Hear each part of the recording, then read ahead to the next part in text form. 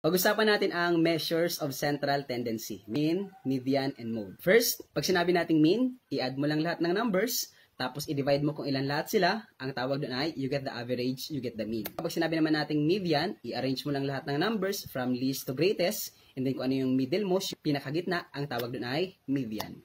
And finally, mode. I-arrange mo lang lahat ulit ang mga numbers from least to greatest, and then kung ano yung pinaka-naulit, most frequent, ang tawag naman doon ay mode. O ito na lang tanong ko. Bakit ba yan tinawag na measures of central tendency? Bakit may term na central tendency?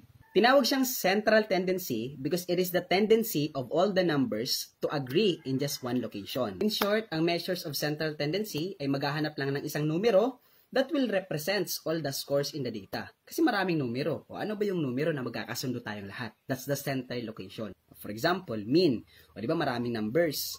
Pero kunin mo lang yung average natin. Kasi iba't iba tayo, pero mag-a-agree tayo sa average natin. Kaya lang, hindi pwedeng gamitin ng mean kapag may mga outliers or extreme score. Kaya kapag may outliers, gagamitin mo ngayon, median.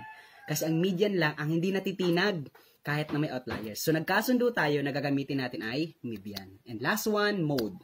Kahit na marami ang scores, ano ba yung pinaka-nauulit? Nauulit siya kasi importante, may ibig sabihin yun. Kaya gagamitin natin ay mode.